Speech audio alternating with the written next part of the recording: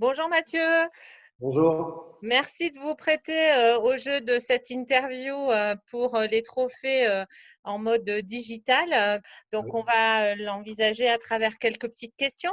ça marche. Peut-être la première, bon, l'entreprise Ovinalp, je crois, est une entreprise qui a été créée par votre grand-père. En quelques mots, pouvez-vous nous raconter cette belle histoire, hein? Donc, rapidement, mais oui, c'est vrai que c'est une entreprise familiale où aujourd'hui on est encore tous présents dedans. Il y a mon papa, mon frère, ma mère et donc moi. Il y avait mes grands-parents avant. Mon grand-père a créé, avant de créer Ovinalp, avait plutôt créé la partie logistique, la partie transport. Donc, il faisait de la livraison de fumier. Alors, je parlerai toujours de fumier parce que c'est le cœur de notre métier. On travaille Très bien, du oui. fumier de mouton que l'on récupère dans les bergeries aux alentours du 04-05, dans ces deux départements-là principalement. Un petit peu dans le 13 au niveau de l'accro, mais on va rester sur le 04-05. Derrière, on retravaille ces fumées-là. Donc, mon grand-père récupérait les fumées dans les bergeries et les relivrait. Et dans la foulée, mon papa, pendant ses études de commerce, a créé la marque Ovinalp, qui avant était uniquement les établissements de Joval. Donc, Ovinalp a été créé en 1985. Et à partir de 1988, début 1989, à Ribier, donc on a fait nos premiers engrais, donc nos premiers bouchons destinés au sol. Et par la suite, plusieurs évolutions qui sont arrivées. On a créé une plateforme de compostage. Donc, c'est l'une des seules plateformes sur le marché français en extérieur totalement. Et aussi dans le sens du respect des produits. Donc, le mouton est un animal qui est élevé en extensif, donc loin de nos terres, vraiment en extérieur, dans lequel on va récupérer ce fumier, le transformer pour en récupérer que le meilleur, et derrière le transformer en petits bouchons pour le permettre de nourrir les sols et dans la foulée les plantes. Donc voilà, c'est une vraie histoire familiale. Donc, on a une vraie stratégie menée autour de l'humain chez Ovinalp. J'ai une partie de mon équipe commerciale qui roule en voiture hybride. Tous nos camions sont en Euro 6, donc pour la limitation de Ouais. gaz. Et on a vraiment tout ce travail-là pour le service de l'humain et de l'environnement tout au long de l'échelle.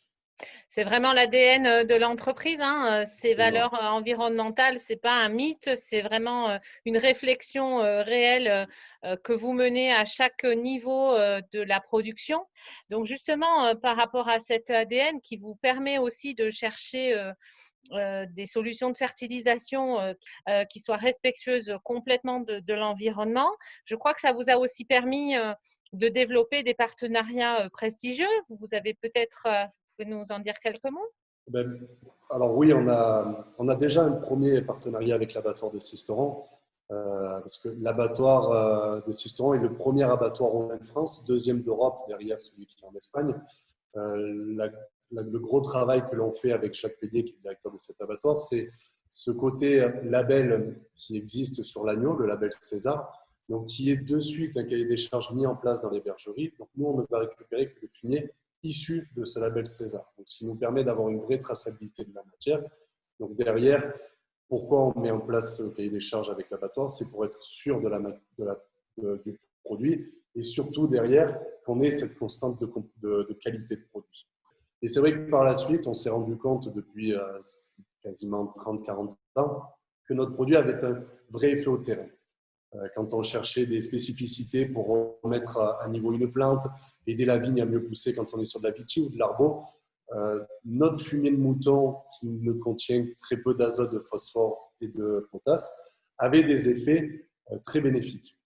Donc on a dit, ben, pourquoi pas pousser plus loin et analyser réellement ce que l'on a dans notre fumier, donc les champignons, les bactéries, les levures. Mhm.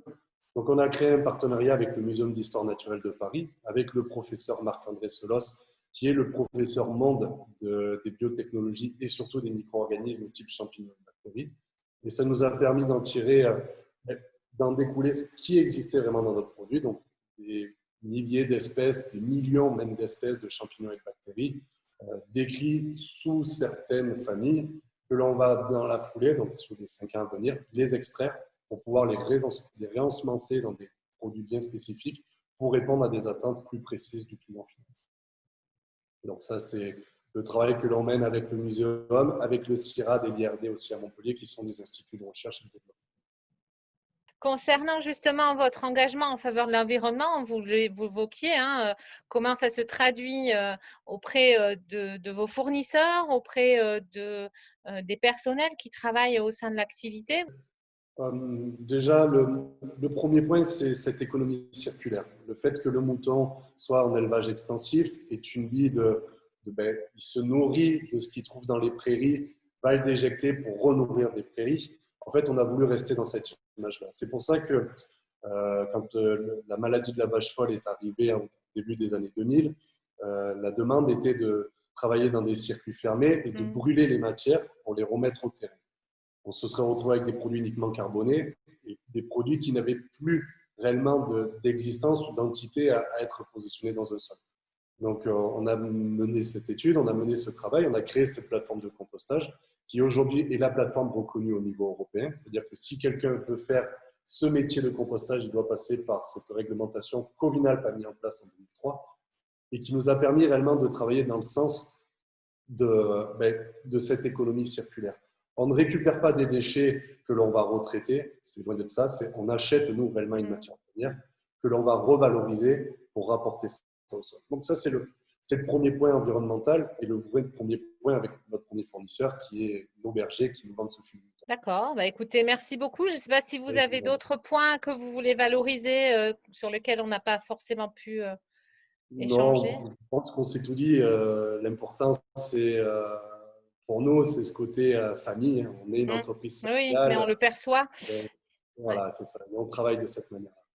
En tout cas, merci beaucoup Mathieu pour cette interview. On croit au Vinalp, votez au Vinalp. Et puis à bientôt. À bientôt. Merci beaucoup en tout cas.